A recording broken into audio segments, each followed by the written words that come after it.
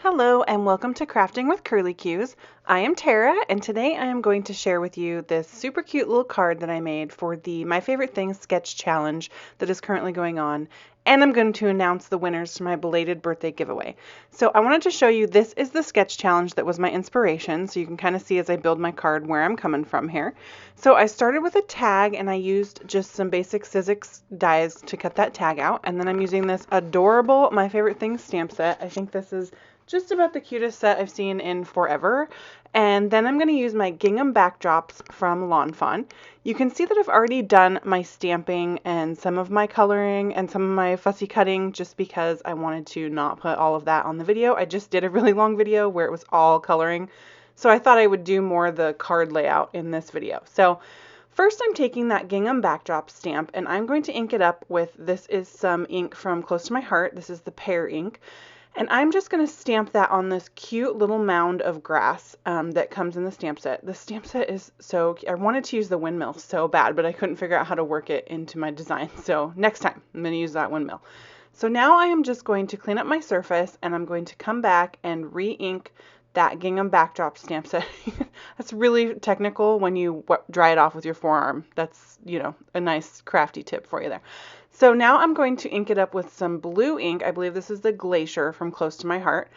And I'm going to stamp it onto this tag. So I noticed when I put it over the top of the tag, pardon the glare from my lamp there, my natural light here in Oregon this time of year is a little bit lacking.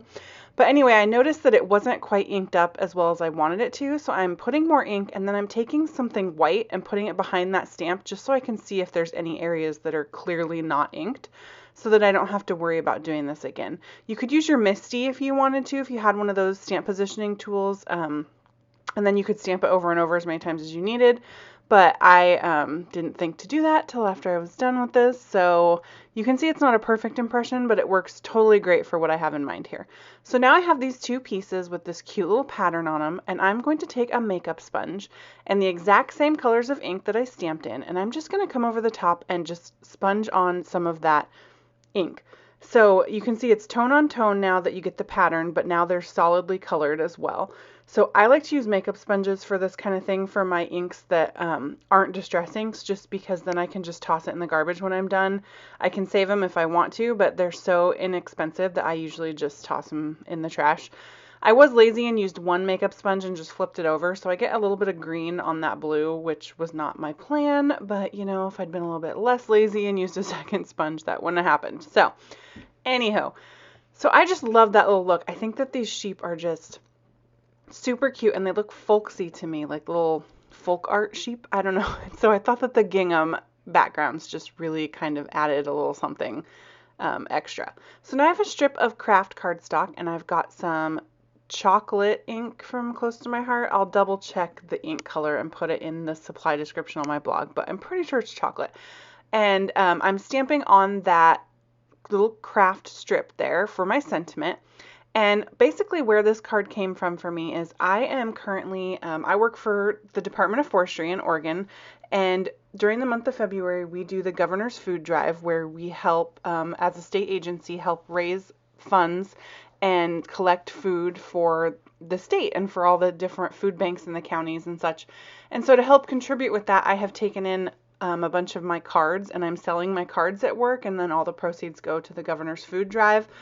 And somebody requested at work a Valentine's Day card for their daughter, and so he didn't want it to be like mushy couples. He wanted it to just be like something that he could give to his kid. So I decided to use this stamp set because it's super stinking cute, and so that's where the inspiration came from. Just a little background for you there. So now I'm going to start playing with my layout a little bit. So I had that sketch that I showed you at the beginning, and that's kind of my inspiration. So I wasn't 100% sure like where exactly everything was going to go. I did kind of line, you can see the edges of that craft piece with some of that same brown ink just to make it stand out a little bit more against the craft background, because I am using a craft card base also. So you can see here that first I thought I was going to line this sentiment strip up with the edge of the card, and I just wasn't really liking the way that the spacing on that was turning out. And then I knew that my sheep was going to sit kind of off to the side, and so then it wouldn't be in front of the tag, which is essentially my sky. at all, and so instead I went ahead and trimmed this up and made the ribbon edges on both ends of this banner. And I do see that my sentiment is now not centered at all, but I'm going to take care of that later with some little embellishments and make it look a little bit more centered there. So there are ways around all of it. So you can kind of, start off with an idea and then tweak it to fit what you're needing. So I trimmed off the edges of that little hill because it was poking out the side of my banner. Then I'm going to use my glue pen to put just a little bit of glue there and glue that hill to the banner. So I thought that that turned out really cute and made it look, took away the fact that that hill looked really unfinished there on the bottom. So now I'm kind of getting more of a feel for where I'm going to put things, and now I'm going to bring in my little sheep that I already cut and colored ahead of time. Like I said, my last video was like only coloring, so I didn't want to put a whole bunch of coloring in this video because I just kind of wanted to make it be something different. But it is February, and there is a 30-day coloring challenge going on over at the Daily Marker, so I was definitely participating in that, so don't you worry, there was coloring. So I just took a little bit of twine that I had. I've got some this cute pink and white twine. This is just something that I found at Target in the like dollar bin section. It was awesome. And I just put a little bit of that on the top of the tag just to make it look a little bit complete. And it's also going to tie in the pink with the little, the sheep you'll see when I bring it on has some pink on it. So I think that kind of tied it in nicely. And then I'm just going to go ahead and adhere that tag directly down onto my card front. And now there's my sheep. There he is. Isn't that so cute? Just melts my little heart. I love him. It's precious. And I also have some flowers that I colored and cut out from that same stamp set. And then I've got some Lawn Fawn stitched clouds here that I had already cut out from some Nina Solar White. And I'm going to use those to kind of help complete the scene. So I'm just gluing those directly down onto the card front, creating a nice little sky. I thought it was super fun to have the little tag be the sky, and I am loving the gingham pattern on all of this. I think it's so sweet. So I'm going to use some foam tape to go ahead and pop up my little hill sentiment spot there. So I'm going to go ahead and cut some of that, and I have to make some little strips just to make sure that everything is going to stay nice and even. And then I'll go ahead and pop that up on the front of the card. And then I'm going to want the sheep to be popped up also. So in order to do that, I'm going to use some foam tape on part of the sheep and some glue on other parts so that's the same popped up as the little hill there. So you can see kind of I'm keeping in a lot of the experimenting on this card. So because I'm not showing you the coloring, it's really more about my process and how I put a layout together. So I wanted to not do a lot of editing because sometimes I edit and I make it look super smooth, like I'm so on top of it and I know exactly what my plan is from the beginning. And really what I've done is cut out all the boring parts for you guys where I'm like, should this cloud go here? Should I move it an inch this way or an inch that way? And I only show you the finished like final part. So for this one, I'm kind of leaving in a little bit more of the experimenting because I just kind of wanted to show you that when I make a card, most of the time, especially since I started doing videos, I have a general idea. I didn't used to even have a general idea. It used to be I would just pull out like a stamp set and just start coloring and had no idea what my plan was. But to be a little bit more prepared for my videos and organized, I try to have at least a general idea. But there's still a lot of fussying that goes into it and things change, and that's totally fine. And that's just the way that it goes. I think that's part of the creative process. At least for me it is. I have a hard time sitting down and sticking exactly to a plan. So now everything's on my card, and I could leave it that way if I wanted to. But instead I went in and rounded the corners with my 1/2-inch corner rounder. And now I'm going to start adding a little bit of detail to the front of this little card. So I am going to take, first of all, that little string on there was bugging me, so I had to trim it a little bit, and I don't love that it's just chilling there, but it's totally fine. I don't mind it. And then I'm going to take some sparkling clear sequins from Pretty Pink Posh, and this combined with that little flower that I put on is kind of how I make that sentiment look more even on that banner.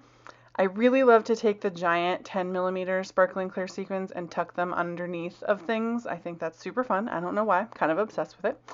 So now that that's done, I'm looking at it and I'm like, it still needs a little something. So I am digging through my embellishments and my extra add-ons, and I came up with my white gel pen because I dig it.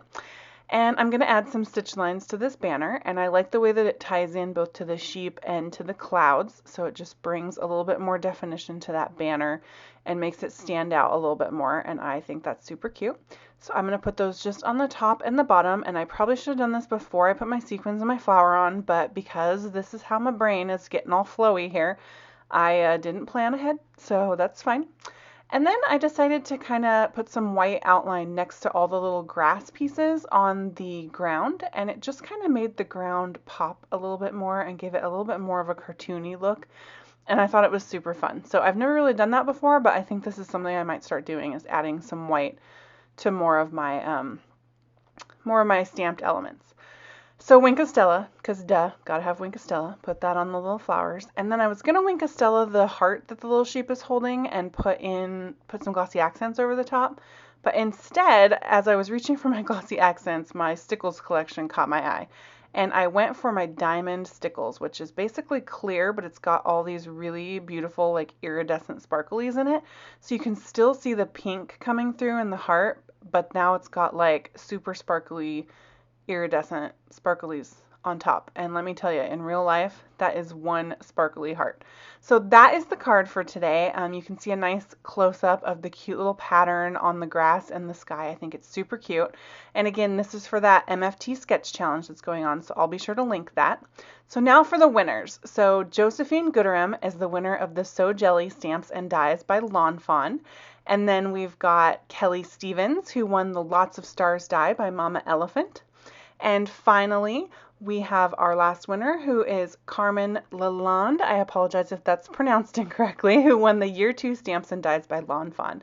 So yay, congratulations to all the winners. Thank you guys so much for watching. If you want to see all the supplies I used, go ahead and visit my blog.